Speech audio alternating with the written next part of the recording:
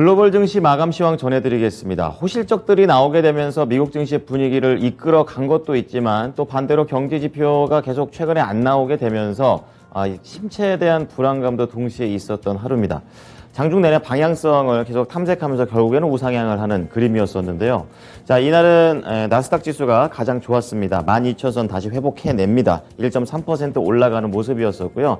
S&P 500 지수도 거의 4,000포인트 회복을 목전 앞에 두고 있습니다. 1%에 가까운 상승세를 보였습니다. 그리고 마지막으로 지금 다우지수 역시 다른 지수와 마찬가지로 상승 탄력을 따라가는 분위기로 거래를 마쳤습니다. 자, 이날 키워드는 3가지 정도 체크해 보겠습니다. 첫 번째가 환율, 두 번째가 실적, 마지막으로 지표 체크해 보겠습니다. 지금 유럽도 미국에 이어서 빅스텝을 단행을 했습니다. 원래 시장에서는 유럽이 좀 완만하게 올릴 거다라고 생각을 하면서 25bp 인상 정도를 생각을 했었습니다. 하지만 유럽 역시 인플레이션에 대한 이런 압박이 강했었던 것을 그대로 시사를 하게 되면서 결국에는 50bp 자이언트 스텝을 50bp 빅스텝을 인상을 결정했습니다. 이렇게 되면서 마이너스 금리 시대는 이제 미국, 유럽 모두 다 끝나버린 그런 상황이 되겠고요. 11년 만에 이렇게 유럽도 인상을 했습니다. 자, 이번 ECB의 금리 인상은 달러 강세 기조를 누그러뜨리는 그런 효과를 이날 발휘를 했었는데요. 이제 그렇게 되면서 해외 쪽에서 수익이 많이 날 수 있는 이런 기술주들, 성장주들의 상승세가 돋보였습니다. 이제 그런 것들이 이렇게 나스닥으로 그대로 반영이 된 것입니다.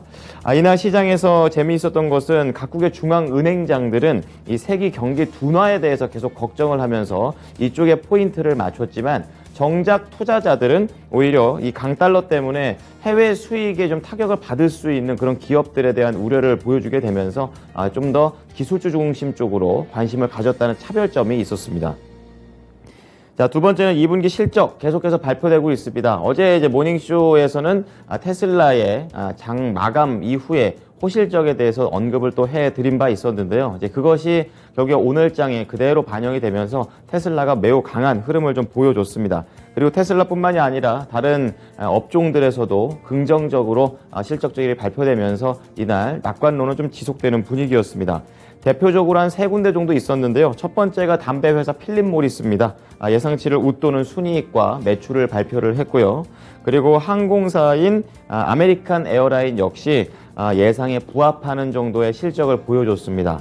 그리고 크루즈 선사인 라스베이거스 샌즈 리오프닝 쪽으로도 연결을 해볼 수 있는 종목인데요. 매출이 예상치를 상회하는 모습이었습니다.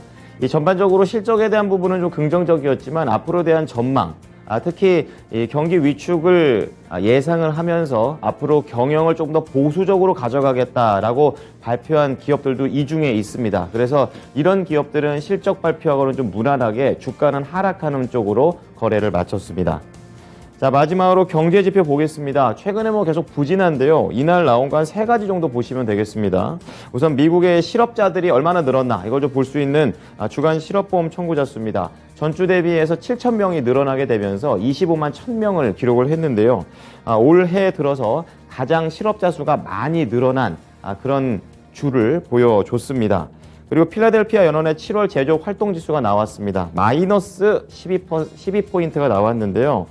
지금 4개월 연속으로 하락을 하게 됐고 6월보다도 더 밀렸습니다. 이러한 점들이 필라델피아 지역의 제조업 분위기가 상당히 안 좋아졌구나라는 점을 시사를 했습니다. 마지막으로 미국의 6월 경기 선행지수입니다.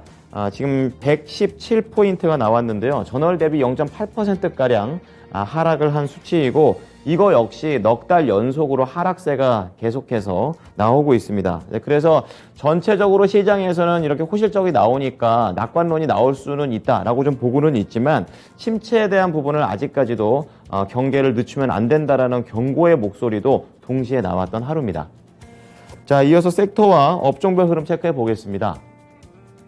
섹터 평균 0.9%, 그러니까 어제에 이어서 간밤에도 이렇게 섹터 평균이 높아졌습니다.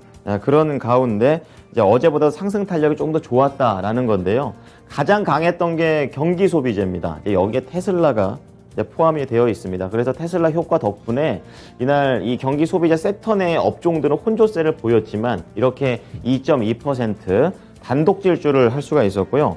또 눈여겨볼 만한 것은 바로 헬스케어 쪽입니다. 또 실적에 대한 그런 분위기들이 또 잡히게 되면서 이날 1.5%, 1거래일 만에 반등에 성공을 하는 헬스케어 섹터가 되겠습니다. 자, 하지만 이 국제 유가가 다시 한번 큰 폭으로 좀 하락을 하게 되면서 에너지 섹터 쪽에서는 1.6%의 하락을 보여줬습니다. 자, 이어서 종목별 흐름 체크해 보겠습니다. 자, 이날 시장에서는 이제 성장주들이 전반적으로 좋았었고요. 일부 이제 전체 섹터들이 좀 하락하는 부분이 있는데 그런 섹터들이 이쪽에 위치되어 있는 통신 쪽이 되겠고요. 오른쪽에 위치해 있는 정유 관련된 종목들이 되겠습니다. 좀 하나씩 보시죠. 우선은 성장주 쪽에서는 전기차 보시면 되겠습니다. 테슬라입니다. 9.7% 실적 그대로 좀 반영을 하고 있습니다. 시장 분위기가 뭐 자동차 반도체 칩이 부족하다, 공장이 봉쇄됐다, 뭐 여러 가지 얘기들이 있었지만 결국에는 차값을 올리면서 이런 좋은 실적을 마련을 했고 앞으로에 대한 전망도 점점 완화될 것이다, 안 좋은 게 점점 없어질 것이다라는 쪽 얘기가 나오면서 이날 테슬라 강하게 올라갔습니다. 특히 이 실적 발표가 있고 난 다음에 이제 계속해서 투자 회사들의 이런 매수 의견들이 이어졌다고 하고요. 또 목표 주가 역시 상향 조정한 것이 오늘 테슬라가 이렇게 강세를 보일 수 있었던 또 하나의 호재가 됐습니다. 이렇게 전기차의 대장주인 테슬라가 이렇게 잘 가게 되면서 뭐 리비안이라든지 그리고 뭐 니콜라 이런 종목들도 동반해서 가게 되고요. 특히 여기 표시는 안 돼 있습니다만 이제 리비안 쪽에서는 아마존하고 이 전기 트럭 관련된 계약을 맺은 바 있습니다. 이제 그것과 관련해서 트럭이 출시가 된다라는 소식이 나오면서 이날 리비안도 4% 이상의 강세 흐름을 보여줬습니다. 자, 두 번째로는 반도체 체크해 보겠습니다. 필라델피아 반도체 지수가 1.5% 오르게 되면서 뭐 이번 주 들어서는 3거래일 연속으로 상승세를 보여주고 있습니다. 그만큼 이제 투자 심리가 반도체 쪽에서는 괜찮게 나오고 있고 뭐 이런 부분들은 글쎄요, 약간은 좀 충분하진 않다고 생각하지만 국내 반도체 지수들한테도 반도체 종목들한테도 영향을 미치고 있는 상황입니다. 지금 뭐 추가적인 재료 없이 이제 어제 나왔던 이 반도체 산업을 육성시키겠다라는 미국 의회의 이런 움직임에 따라서 이날 긍정적인 재료가 이어져가는 그런 내용이 되겠습니다. 엔비디아가 1.3%, 마이크론 테크놀로지가 0.5%, 뭐 어제보다 약간은 탄력이 줄면서 소화하는 좀 구간이 되겠고요. 지금 장비 쪽에서는 어플라이드 머티리얼즈 1.5%대의 상승률을 보여주게 되면서 상승세가 지속됐다 정도로 보시면 되겠습니다. 그리고 또 하나의 이 반도체 회사 중에 ASML, 이 네덜란드 회사이고 이 노광 장비 만드는 중요한 그런 회사입니다. JP모건 쪽에서 비중 확대를 계속 유지를 했고 또 경기 전망에 대해서는 장기적으로 견고하다라는 얘기가 나오게 되면서 또 하나의 투자 심리를 안정시키는 그런 재료가 됐습니다. 자, 이날 시장에서 굉장히 부진했던 게 바로 이 중간에 위치되어 있는 통신사가 되겠습니다. 잠시 후 특징주 때 조금 더 자세히 보긴 할 건데요. AT&T에서 지금 실적과 관련된 부분에서 좀 악재가 나왔습니다. 지금 통신사, 그러니까 회사가 가지고 있는 잉여 자금이 있습니다. 뭔가 문제가 생겼을 때 커버하기 위해서 갖고 있는 돈이 될 텐데요. 이제 이거에 대한 향후 전망이 안 좋게 나왔습니다. 그래서 실적이 비교적 괜찮았음에도 불구하고 이날 하락했고 나머지 뭐 버라이즌 커뮤니케이션 그리고 T-모바일 이런 대형 종목들이 악재들이 동반해서 퍼져나가는 흐름으로 연결이 됐습니다. 자, 마지막으로 헬스케어 보겠습니다. 헬스케어 쪽에서는 이날 이 밑에 쪽에 강하게 상승세가 나와줬습니다. 여기는 바로 의료기기와 관련된 종목들이 잔뜩 포진이 되어 있는데요. 뭐 대표적으로 다 나옵니다. 지금 9% 급등을 하게 되면서 다른 이 업종에 있는 종목들 다 끌고 올라갔었는데요. 양호한 실적 발표가 나오게 되면서 이날 올라가게 된 것이고요. 그 옆에 서머피셔 역시 비슷하게 6.7% 동반 상승세를 보였습니다. 그리고 이날 이 의료기기 쪽, 이런 헬스케어 쪽에서 아마존과 연결된 그런 소식도 좀 있었었는데요. 의료 네트워크 그리고 의료 진료 서비스를 제공하는 회사를 인수한다라는 소식이 나왔습니다. 이제 그렇게 되면서 또 하나의 헬스케어 쪽에서 관련된 호재로서 해석이 되면서 이날 전반적인 분위기가 좋았습니다. 자, 이어서 특징주 좀 자세히 보겠습니다. 지금 통신주에서 가장 많이 밀렸던 AT&T 좀 보겠는데요. 우선은 2분기 후불 전화 가입자 수가 증가는 했지만 잉여 현금 흐름의 전망이 안 좋아서 하락을 한 겁니다. 우선 2분기 매출은 전년 대비 마이너스 17%, 조정순이익은 전년 대비 마이너스 11%, 이렇게 둘 다 마이너스인데도 불구하고 시장의 전망치 대비해서는 상당히 선방한 그런 실적이 되겠습니다. 그러니까 안 좋은 게 좀 줄었다 정도로 해석이 된 것이고요. 다만 이렇게 마이너스가 나다 보니까 두 개 분기 연속으로 큰 손실이 났고, 이런 부분들을 커버하기 위해서 잉여 자금을 많이 썼습니다. 그래서 남은 금액이 14억 달러 정도가 됐는데요. 시장에서는 한 46억 달러 정도 남지 않겠냐 이렇게 봤었는데, 거의 그 예상 대비 한 70%가량 안 좋은 기록이 나왔기 때문에 시장에서는 실망이 컸습니다.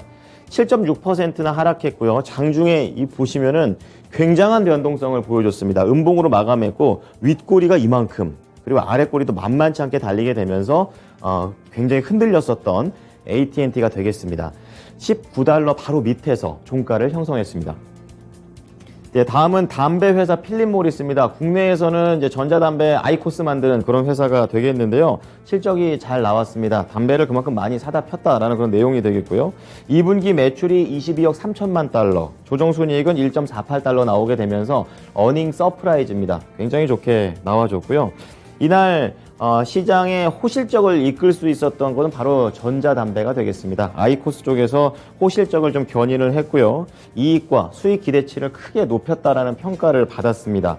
그리고 사측에서는 연간 전망까지도 좋게 내놓게 되면서 이날 날개 돋친 듯이 올라갑니다. 필립 모리스 4.1% 오르면서 93달러 선에서 안착하는 흐름을 보였습니다. 유럽 증시 체크해 보겠습니다. 혼조 흐름을 보였습니다. 독일만 밀렸는데요. 이날 호황제가 유럽에서는 동시에 나왔습니다. 대표적으로 앞서 말씀드렸던 ECB 쪽에서 50bp를 크게 올렸다라는 점, 시장의 부담 요인이 됐고요. 그리고 이탈리아 총리가 결국에는 사임했습니다. 그래서 이탈리아의 이런 정치적인 불확실성이 커졌다라는 관점에서 또 하나의 악재가 됐습니다.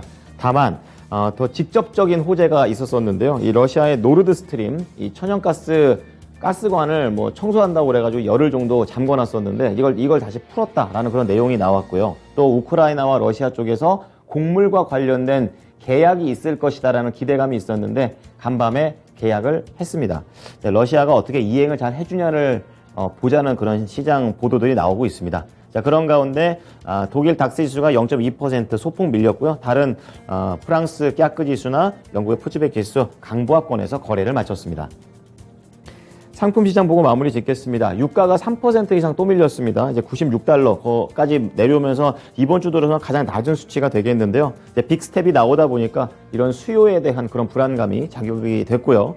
그리고 이날 구리 가격은 0.7% 밀렸습니다. 니켈 가격, 특히 2차 전지 원료인 니켈 가격이 수요가 늘어나게 되면서 니켈 가격은 크게 올랐는데 나머지 종목들은 거의 다 이렇게 하락하는 흐름을 좀 보여줬습니다.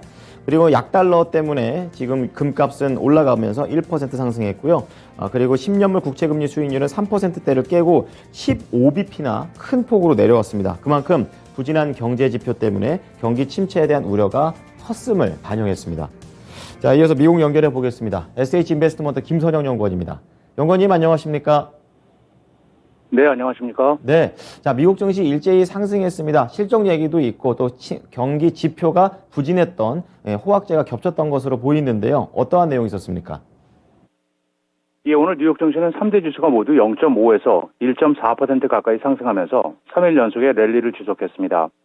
예상을 상회한 분기 실적으로 테슬라가 9.8% 급등하면서 IT와 성장주들을 동반 상승시킨 것을 비롯해 다우지수의 구성 종목인 보험사 트래블러스, 건설사 DR-호튼, 철강업체 뉴코어 등이 호실적을 발표하면서 시장 전반에 긍정적인 영향을 가했습니다. 반면 조 바이든 대통령의 코로나19 감염 소식과 부진한 경제 지표가 오늘 시장의 추가 상승을 저지했는데요. 백악관 측은 바이든 대통령이 코로나19 양성 판정을 받았으며 아주 가벼운 증상을 겪고 있으며 입원 위험을 낮춰주는 코로나19 치료제인 팍스로비드를 복용하기 시작했고 음성 결과가 나올 때까지 격리돼 업무를 계속 수행할 것이라고 밝히고 있습니다. 여기에 6월에 미국 경기 선행지수가 넉 달 연속 하락하고 7월 필라델피아 은행지수가 전달 대비 급락한 점이 경기 침체 우려를 다소 높였는데요.